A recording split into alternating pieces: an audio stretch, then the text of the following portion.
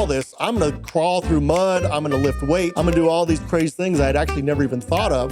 You can always train. You can always train. Were the men giving you a hard time? Were they helpful? What was the environment like as being one of the few women in there? It actually made me feel like the coolest kid on the block, to be honest. I love that. The perfect guest for Middle-Aged Mess.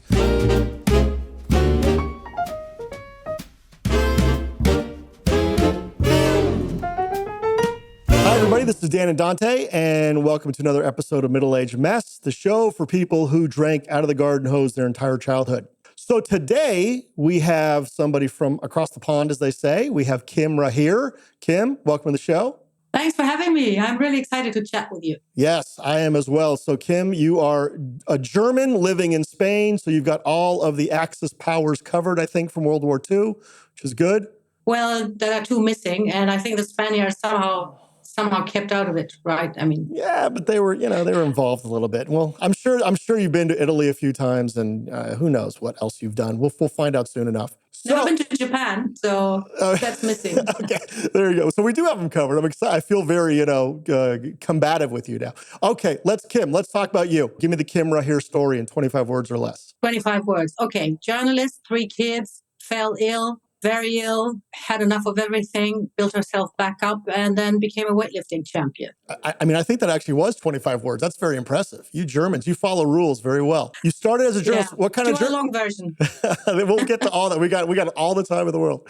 I worked for a newswire, for a French newswire, actually, which is called Agence France Presse. That's where I started out on the German service. So we did a lot of international news, which I loved. It was very fast paced and you need to understand stories very quickly. And then I got married to a colleague and followed him around the world. We lived in Dubai. We lived everywhere, actually. And I made my living as a freelancer from then on because he got the assignments and I followed along. Always started from scratch as a freelancer trying to find clients, but traveled the world like that and reported from Saudi Arabia, for example, which as a woman and a journalist, like you have like two groups in your person that they both don't want there.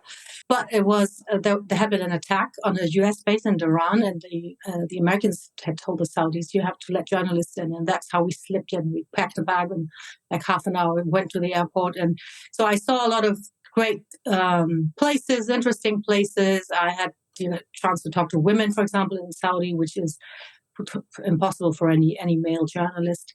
And I really loved it, but I did feel a little bit, I had something of a complex because I was a freelancer, no real glory, no career to speak of, always starting from scratch. And then one day, I got a job offer from my old outfit, AFP. They had moved from Bonn to Berlin and they wanted me full time. They had a job for my husband too. So we moved to Berlin and I had a career again. And I thought, wow, this is fantastic. I've made it. By that time, I had 3 kids that we were dragging around Europe and various countries too.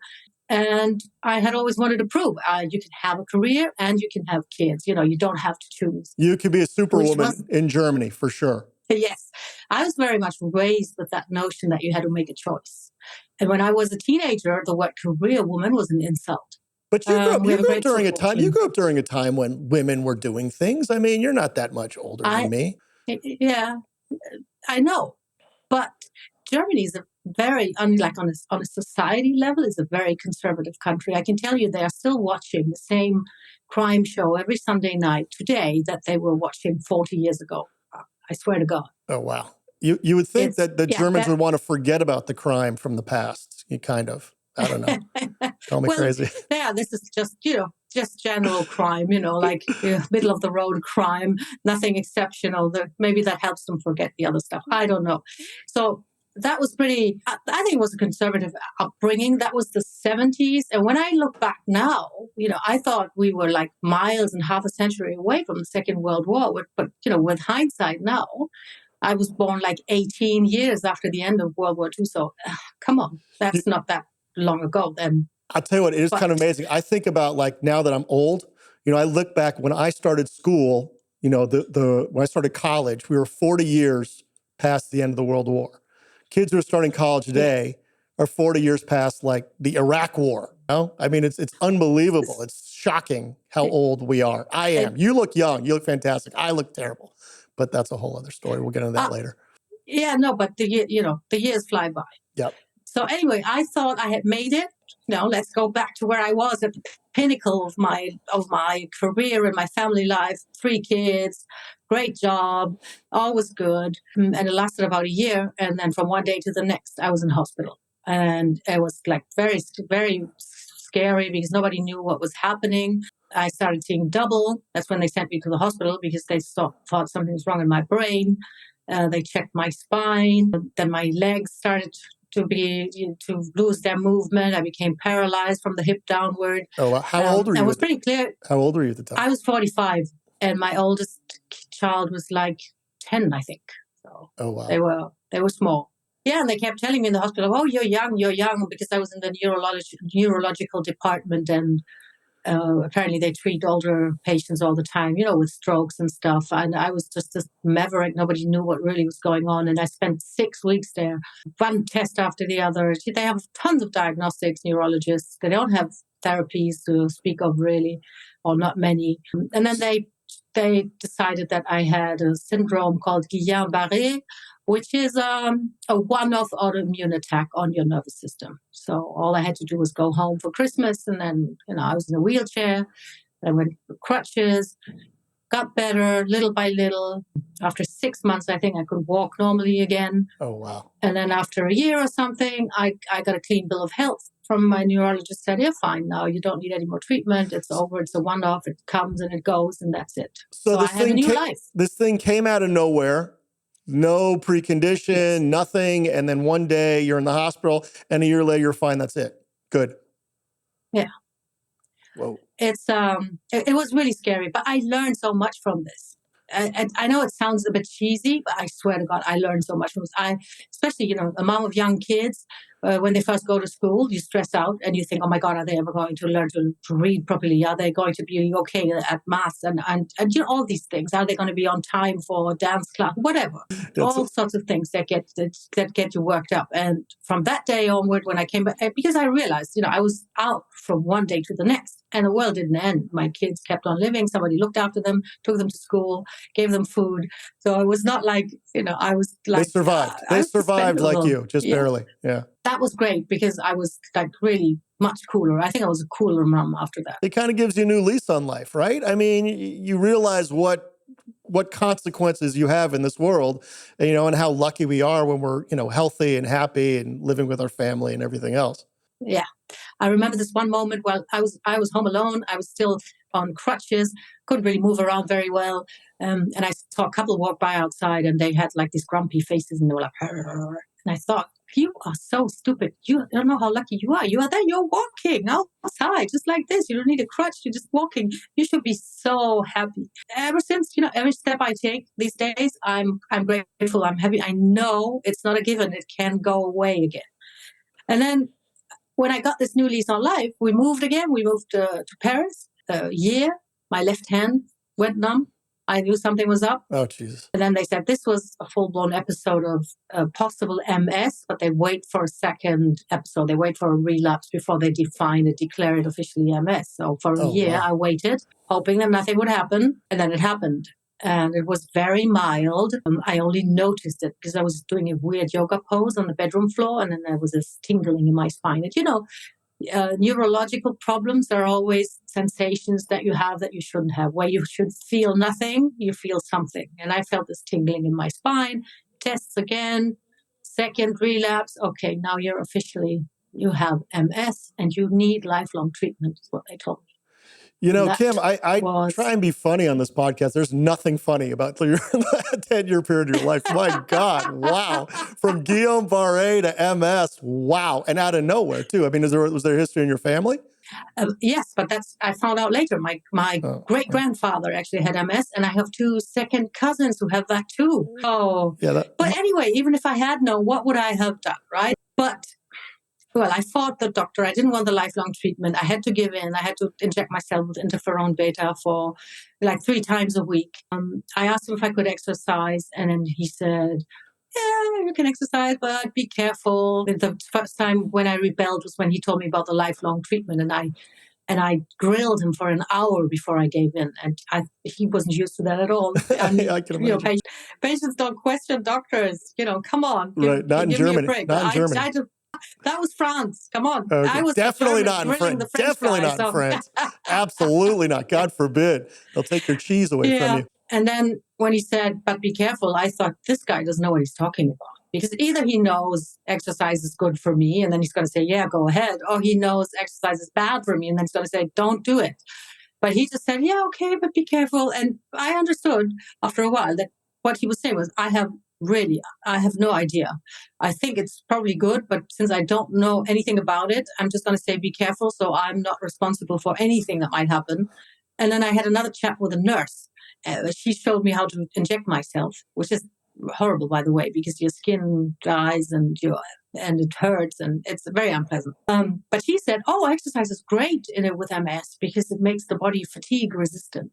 And that was my green light. And I had this, I bought this amazing book that I love to this day, even though the authors say that they would never call it like that again, because it's called Lift Like a Man, Look Like a Goddess. And those guys would be arrested today if they use that title. It'll be over for them. Penitentiary the rest of their lives. I know, but it's a great book. And it was one of the first who said women should lift heavy weights. Right. Step away from the pink dumbbell stuff and lift heavy. And I started to train according with that. So wait, book, before we get into that, I just have a question. I have no familiarity with autoimmune disorders and MS. I hear MS and I freak out. I assume it's a horrible lifelong sentence. But you're saying you had not a terrible case or a light case. I don't know if that is the right word for it. And then and the treatment. I mean, do doctors know what the treatment is? Is there a treatment plan? Is it different for different people? Like, how does it work?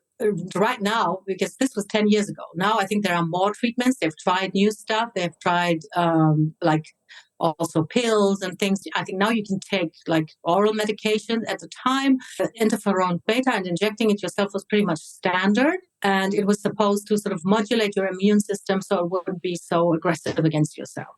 It really depends on every single case. I don't know about other treatments at the time, but I think there were some. And this is also the scary thing about MS. You don't know where you're going. You could be headed for a wheelchair for life. You could be headed to blindness. Well, right. No, so that was my question. I mean, I think with MS, you just don't know. I mean, you're pretty much, you cross your fingers for the rest of your life. And if it hits you hard, it hits you hard. There's just nothing you can do, right?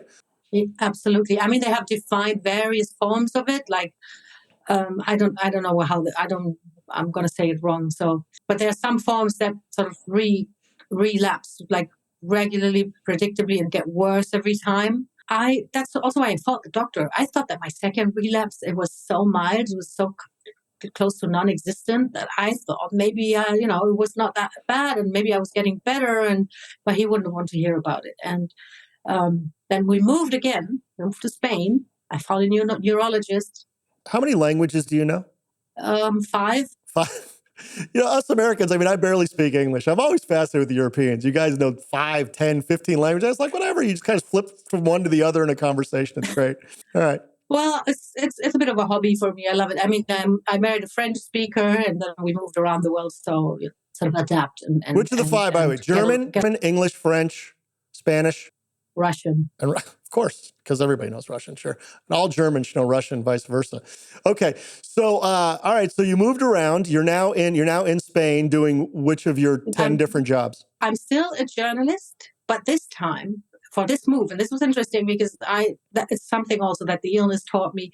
I was not going to stress out about finding clients and hitting the ground running and getting to work. Like I wanted to just enjoy the expatriation, enjoy, time with my kids and the new country, discover it, join a nice gym and not like really get freaked out about all this. And I joined a gym, made lots of friends. I told nobody that I had a mess. It was always like a bit like my dirty secret, my dark secret. Right. I didn't want to be a sick person, that label. I didn't want it.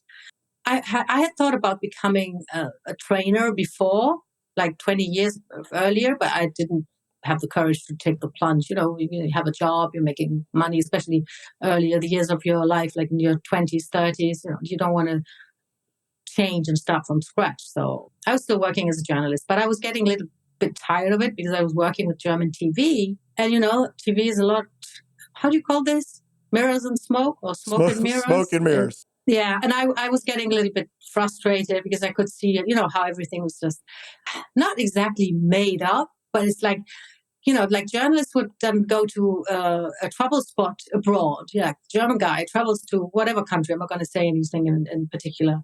Has a report from the travel spot right away. He doesn't speak the language. He has no idea what the country is. No idea what the history, the culture, the politics. He doesn't know shit about the country. What does he do?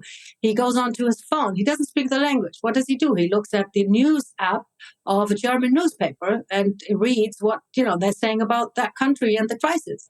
So it's like self-feeding, and it doesn't really, because information has become a commodity. It's not about going there and finding out what's going on. It's about what can I sell. So it's not even, you can't even blame them. They need to sell, right? And they make it a product, and it became a low quality product, and I didn't want to have anything.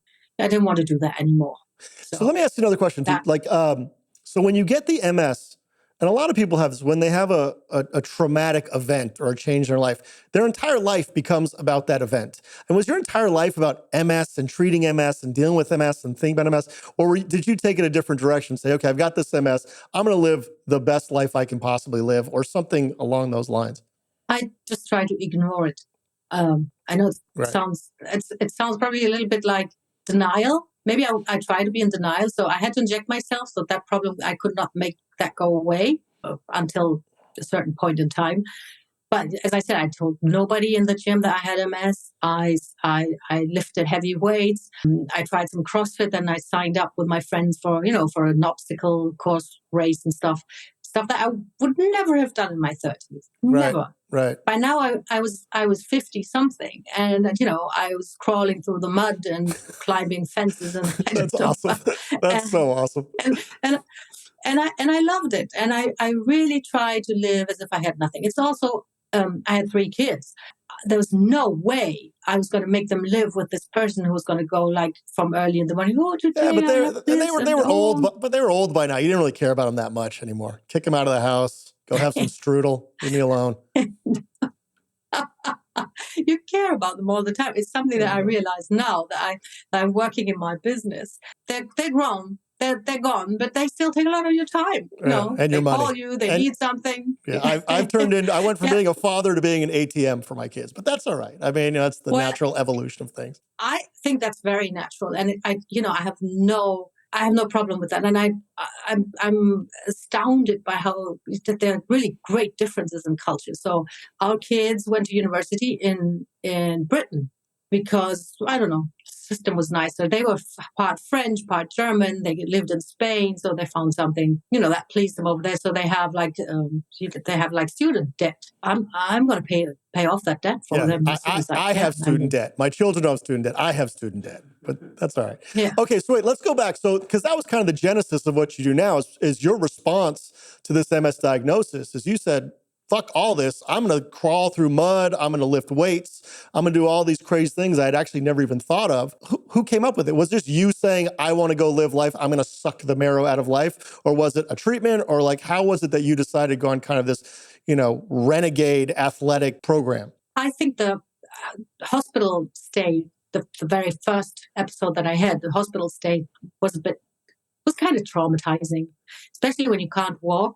You become a thing, an object. You lose your autonomy, and with that, you lose your dignity. And because my case was so weird, I had like doctors and students gathering around my bed twice a week, like looking down on me. They go, "Oh, this is the weird case. This is the patient." And you say, "You're there. You can't walk away. You can't say no." I mean, they ask you, "But do you mind if we come again?" And I don't really want to. Okay, we're coming. Like physical autonomy and physical strength somehow seemed to me like salvation. This is what I never wanted to be like that again. And I wanted to be strong and, be able to walk and to, fight another day, like literally. And you started getting healthy. You started getting healthier. Your body started improving. You were doing a lot more things. I mean, that was your salvation, right? I'm convinced of this. And you know what? I'm not even, muscle. This is something, and it's going to be a thing over the next 10 years, and it's going to be everywhere. You need muscle to be healthy. There's no other way. But I think the process of building muscle, the strength training, has such incredible effects on mental health. It makes you feel like you're the king of the world when you come from a lifting session. No matter how, it's always relative to your strength, but you lift a bit more, you hit a certain number, you just have a good session, you give it your all, you feel good. It makes you feel so good. And I think that played a huge role. There was a big factor in me getting better, because I was, how everything is connected. It's just, it's one body is one piece, the mind included. And I think that helped me really have a positive attitude. And I think it played a big role in me getting better. And then, of course, my functionality, everything came back. I was just fine. Well, Arnold Schwarzenegger said that the pump you get when you're working out is actually better than sex. What do you think about that, Kim? Is that true? I know. You don't have agree. the answer. I think I don't agree. No, but when he says that, I feel a bit sorry for him, frankly. But don't feel sorry for Arnold. Maybe he's fine. He's doing really well, I assure you. How many other women were pumping iron and working out when you were there? Were you the only one? One of two? One of five? No, I've like for lifting heavy, I found one. That was when I was still in the commercial gym. I found one woman and then we started lifting together. She was the same. So was that confronting for you? Was it hard to really go in, lift weights like that when there's no other women around? I mean, were the men giving you a hard time? Were they helpful? What was the environment like as being one of the few women in there? No, it actually made me feel like the coolest kid on the block, to be honest. I love that. That's awesome. Okay, and so let's fast forward 10 years, all right? So now, tell us what you do now. How do you work with people these days? So now I coach women in their 50s. Some are a bit older, some are a bit younger. I teach them how to build strength training into their life and how to, let's just feel awesome with that, to become very confident, physically strong, and then solve a host of other problems, like just with that one thing.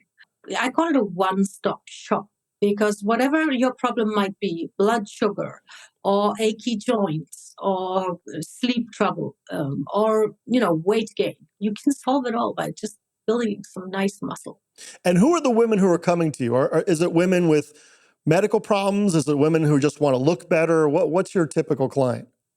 The typical client is a woman who has around 20 pounds to lose, has tried every diet in the book. So it's me. You're looking for me then. Sorry. Keep going. I apologize. I can help you then.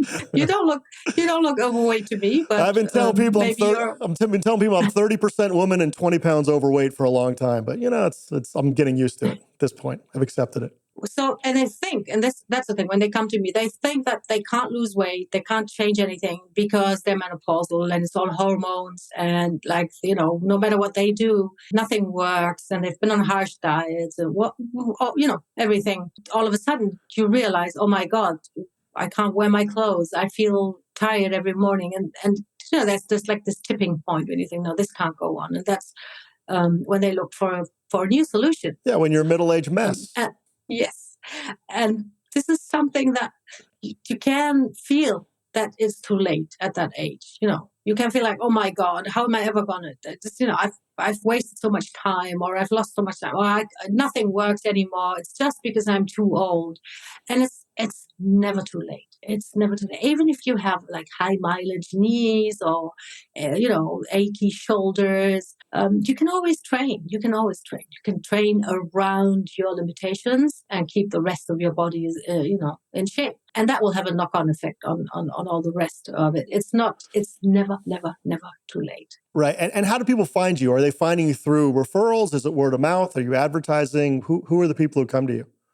It's mostly referrals, but I'm very present on Facebook, where I share my weightlifting journey and tips and stuff, what to do, where I'm on my muscle mission, and keep telling everybody who wants to hear it, and those who don't want to hear it too, that muscle will be the solution.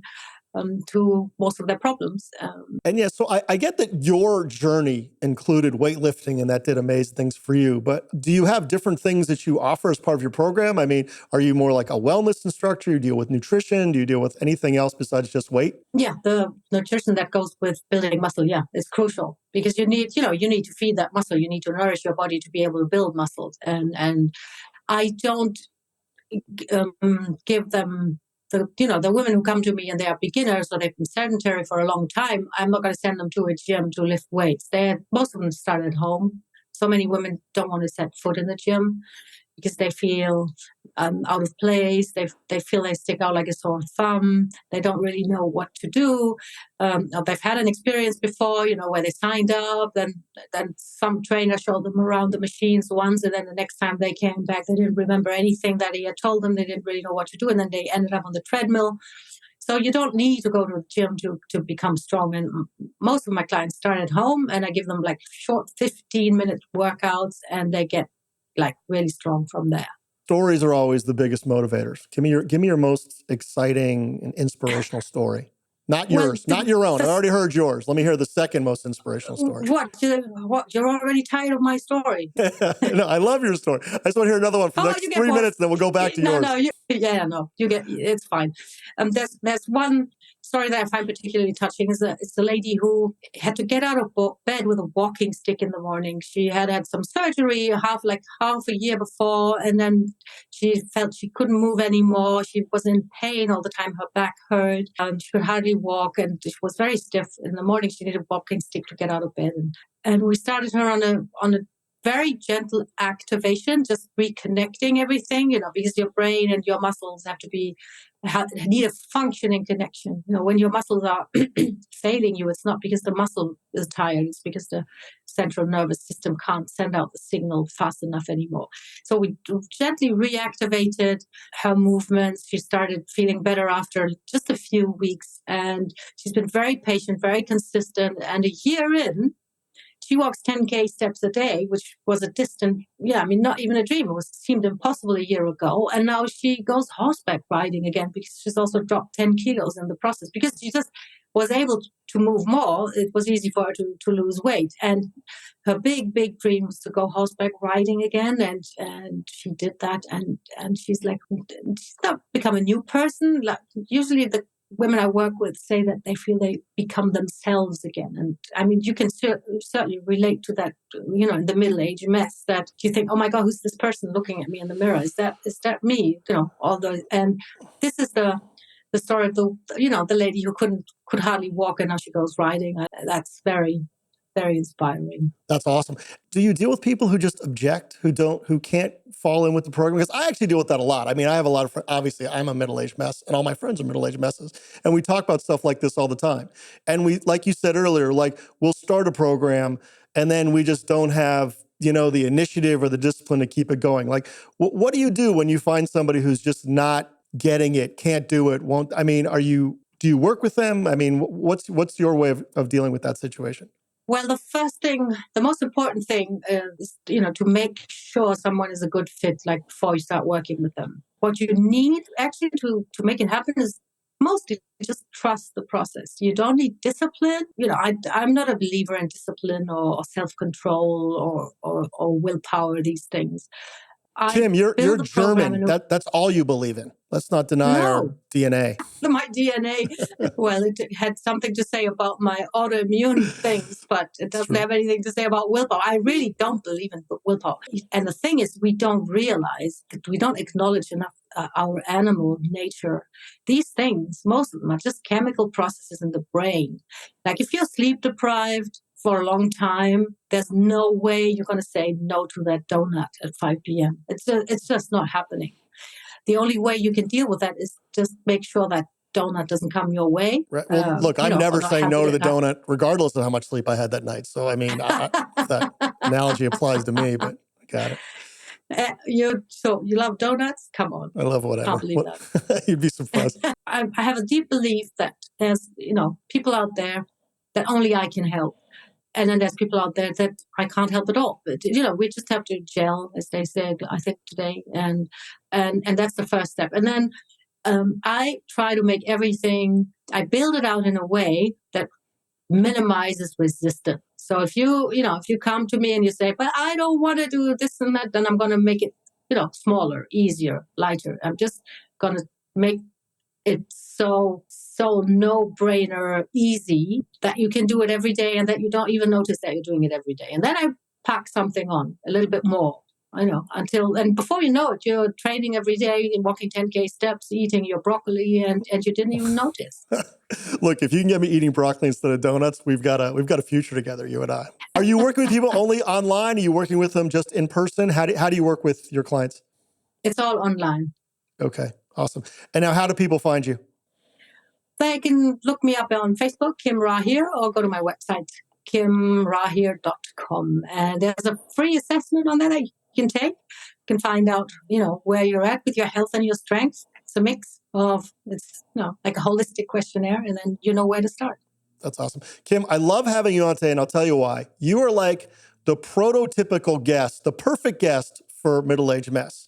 Because what this show is really about is about, just like you said earlier, we all, it's not all, but a lot of us wake up at some point in our lives, in our 40s and 50s, and look at the mirror and go, who the fuck is that? And how did I get here? Right? And you start to lose your initiative, and you start to lose your belief in yourself, and your body is breaking down, and, hair is showing up on your shoulders, or, you're bathing in your bed during a hot flash at night, and you just lose your will to really get better and to thrive and to succeed and to try. And what we need so much of, and what this show is all about, is about highlighting people like you who say to us in our middle age, you can still do it. You can still believe in yourself. You can still get better. It's not too late. And so I really appreciate you coming on the show. I really appreciate what you're doing for women. It would be great if you do it for men, because even though I'm 30% woman, I could probably use you as well. I hope everybody goes out and looks for you on Facebook and signs up. Anything else you want to say as final parting words to all of our people out there? Absolutely. I think what we need to do in middle age, especially when we feel like you just described so nicely, like it's all some getting away from us, and we think, well, how are we going to stop this? You got to let go of the big picture. I know it's like very smart to say, see, look at the big picture, and don't sweat the small stuff, which is nice. But in that case, the big picture is scary. You're going to ask yourself, oh my God, I'm 60, in 20 years, am I going to be alone? Am I going to be able to walk? Don't forget that. Don't look at the path ahead, or maybe you can't move properly, and you think, maybe if I do a bit more, but how long is it going to take? 10 years? I don't have 10 years. Forget the big picture. Look at now. Look at today. Look at the next step, your next meal, your next 5 minutes, your next glass of water, your next walk outside. Just focus on what you can do right now, because anything that you do right now will take you into the right direction. And direction is more important than speed. If you just take the step into that direction right now, then time's on your side. Yeah, direction is more important than speed. Those are words to live by. Kim, thank you so much for coming on today. You have a really inspirational story. I'm excited about what you're doing. I hope all my listeners go and check you out. This has been another episode of Middle-Aged Mess with Kim Rahir, and we'll see you next time. Thanks. Kim, I love what you do. Thanks for having me. You're awesome.